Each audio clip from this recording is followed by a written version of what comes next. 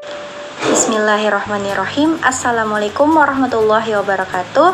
Perkenalkan, nama saya Dian Fahrani Wulansari M, NIM 105731117819, kelas akuntansi 19E, Prodi Akuntansi, Fakultas Ekonomi dan Bisnis, Universitas Muhammadiyah Makassar. Dosen pembimbing Ibu Nurul Fuada, SST MSI, pada mata kuliah Akuntansi Keuangan Lanjutan 1. Pada kesempatan kali ini saya akan menjelaskan contoh soal dan penyelesaiannya tentang konsolidasi pada anak perusahaan yang dimiliki kurang dari kepemilikan penuh. Langsung saja kita masuk pada contoh soal. PT Indira mengakuisisi 80% saham PT Diva pada tanggal 31 Desember 2018 seharga 480 juta rupiah. Nilai wajar dan kepentingan non-pengendali diestimasikan sebesar 68 juta rupiah. Adapun akun yang telah tertera pada tabel, yang pertama akun kas pada PT Indira senilai 40 juta rupiah, piutang dagang pada PT Indira senilai 65 juta rupiah, persediaan pada PT Indira senilai 120 juta rupiah, tanah pada PT Indira senilai 180 juta rupiah, bangunan dan peralatan pada PT Indira senilai 800 juta rupiah, investasi pada saham PT Diva pada PT Indira senilai 480 juta rupiah. Total keseluruhan yaitu 1.685 juta rupiah. Adapun akumulasi penyusutan pada PT Indira senilai 495 juta rupiah, utang dagang pada PT Indira senilai 200 juta rupiah, utang obligasi pada PT Indira senilai 100 juta rupiah, saham biasa pada PT Indira senilai 500 juta rupiah, saldo laba pada PT Indira senilai 390 juta rupiah, dan total keseluruhan yaitu 1.685 juta rupiah. Dan adapun akun kas pada PT Diva senilai 50 juta rupiah, piutang dagang pada PT Diva senilai 50 juta rupiah, persediaan pada PT Diva senilai 90 juta rupiah, tanah pada PT Diva senilai 95 juta rupiah, bangunan dan peralatan pada PT Diva senilai 600 juta rupiah, dan total keseluruhan pada PT Diva yaitu 885 juta rupiah. Adapun akumulasi penyusutan pada PT Diva yaitu 220 juta rupiah, utang dagang pada PT Diva yaitu 100 juta rupiah, utang obligasi pada PT Diva yaitu 90 juta rupiah, saham biasa pada PT Diva yaitu 300 juta rupiah, dan saldo laba pada PT Diva senilai 175 juta rupiah, dan total keseluruhan yaitu 885 juta rupiah. Pada tanggal 31 Desember 2018, nilai buku dari aset dan liabilitas mendekati nilai wajar, kecuali untuk persediaan yang mempunyai nilai wajar sebesar 95 juta rupiah, tanah sebesar 100 juta rupiah, serta bangunan dan peralatan yang mempunyai nilai wajar sebesar 640 juta rupiah. Yang diminta, yang pertama, buatlah ayat jurnal eliminasi yang diperlukan. Yang kedua, buatlah kertas kerja laporan keuangan konsolidasian. Langsung saja kita masuk pada penyelesaian contoh soal.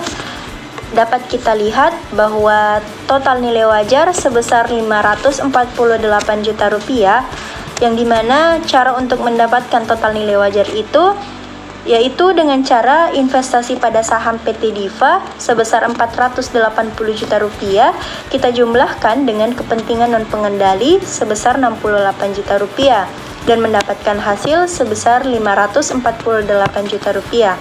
Nilai buku saham biasa 300 juta rupiah, saldo laba 175 juta rupiah. Kepemilikan 80% sebesar 475 juta rupiah, yang dimana didapatkan dari saham biasa sebesar 300 juta rupiah ditambahkan dengan saldo laba sebesar 175 juta rupiah, yang mendapatkan hasil kepemilikan 80% sama dengan 475 juta rupiah. Adapun selisih sebesar 73 juta rupiah yang didapatkan dari hasil total nilai wajar 548 juta rupiah kita kurangkan dengan kepemilikan 80%, 475 juta rupiah yang mendapatkan hasil sebesar 73 juta rupiah. Adapun dapat kita lihat kenaikan nilai buku dan nilai wajar. Pada persediaan, nilai buku sebesar 90 juta rupiah, nilai wajar sebesar 95 juta rupiah, yang mendapatkan kenaikan sebesar 5 juta rupiah. Pada tanah, nilai buku sebesar 95 juta rupiah, nilai wajar 100 juta rupiah, dan mendapatkan kenaikan sebesar 5 juta rupiah. Bangunan dan peralatan, nilai buku sebesar 600 juta rupiah, nilai wajar 640 juta rupiah, mendapatkan kenaikan sebesar 40 juta rupiah. Adapun jurnal saat pembelian saham, yaitu investasi pada saham PT Diva senilai 480 juta rupiah pada kas senilai 480 juta rupiah. Adapun eliminasi investasi, yaitu saham biasa, saldo laba, selisih pada investasi pada saham PT Diva dan kepentingan non-pengendali. Pada saham biasa didapatkan nilai 300 juta, saldo laba 175 juta rupiah, selisih 73 juta rupiah. Investasi pada saham PT Diva 480 juta rupiah dan kepentingan non-pengendali sebesar 68 juta rupiah. Dan adapun eliminasi pengalokasian selisih, yaitu persediaan, tanah, bangunan, dan peralatan, goodwill pada selisih, yang dimana persediaan mendapatkan hasil 5 juta, dimana sebelumnya saya telah jelaskan bahwa kenaikan nilai buku dan nilai wajar yang kita lihat, dan juga tanah sebesar 5 juta, bangunan dan peralatan sebesar 40 juta rupiah, goodwill 23 juta rupiah, dan selisih 73 juta rupiah. Dan goodwill ini sendiri didapatkan dari hasil selisih dikurangkan dengan persediaan, tanah, bangunan, dan peralatan yang mendapatkan hasil 23 juta rupiah. Selanjutnya kita masuk pada kertas kerja PT Indira dan PT Diva.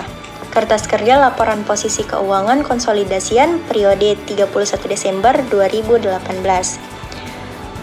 Dapat kita lihat pada tabel akun, tabel PT Indira dan pada tabel PT Diva, kita masukkan kembali soal yang telah saya jelaskan sebelumnya. Dan pada tabel akun kita tambahkan selisih, goodwill, dan juga kepentingan non-pengendali. Pada tabel PT Indira kita dapatkan hasil 1.685 juta rupiah, dan pada tabel PT Diva kita dapatkan sejumlah 885 juta rupiah. Dan pada tabel eliminasi yang berada di debit, yaitu persediaan sebesar 5 juta rupiah, tanah sebesar 5 juta rupiah, bangunan dan peralatan sebesar 40 juta rupiah, yang dimana kita ketahui kita dapatkan persediaan, tanah, bangunan, dan peralatan tersebut berdasarkan kenaikan nilai buku dan juga nilai wajar. Dan juga adapun selisih senilai 73 juta rupiah, goodwill senilai 23 juta rupiah, saham biasa senilai 300 juta rupiah, saldo laba senilai 175 juta rupiah, dan total keseluruhan yaitu 621 juta rupiah. Adapun eliminasi di kolom kredit, yaitu investasi pada saham PT Diva senilai 480 juta rupiah, selisih senilai 73 juta rupiah, dan juga kepentingan non pengendali sebesar 68 juta rupiah, dan total keseluruhan yaitu 621 juta rupiah.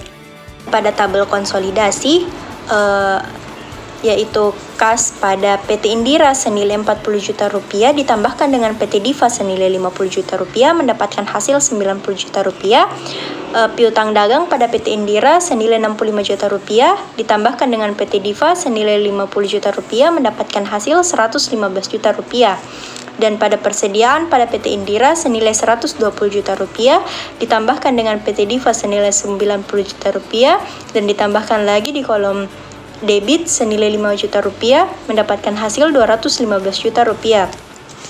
Dan tanah pada PT Indira senilai 180 juta rupiah ditambahkan dengan PT Diva senilai 95 juta rupiah dan ditambahkan lagi di kolom debit senilai 5 juta rupiah mendapatkan hasil 280 juta rupiah.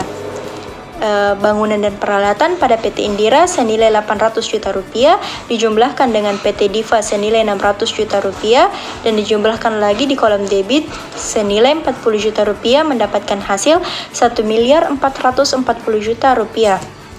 Dan investasi pada saham PT Diva pada PT Indira senilai 480 juta rupiah dikurangkan di tabel kredit sebesar 480 juta rupiah, mendapatkan hasil 0. Dan pada selisih di kolom debit senilai 73 juta rupiah dikurangkan dengan kolom kredit 73 juta rupiah, mendapatkan hasil 0. Dan goodwill pada kolom debit senilai 23 juta rupiah, mendapatkan hasil dikonsolidasi yaitu 23 juta rupiah. Dan total jumlah keseluruhan yaitu 2.163 juta rupiah.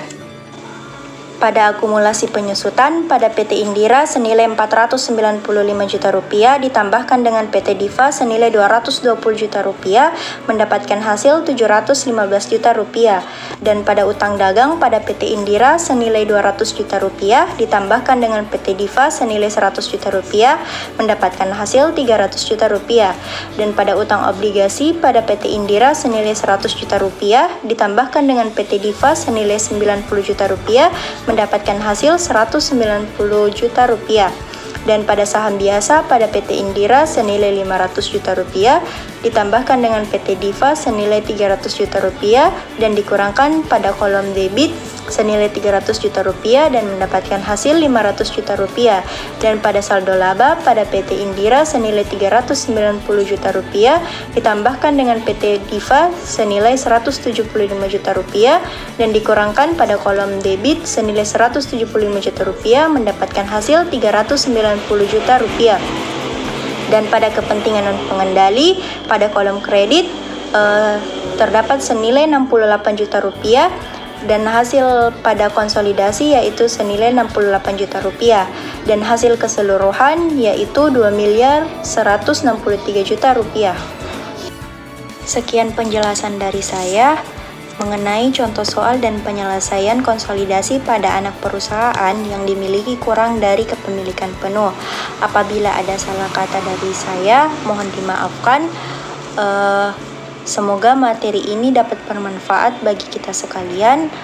Wabillahi taufiq wal hidayah. Wassalamualaikum warahmatullahi wabarakatuh.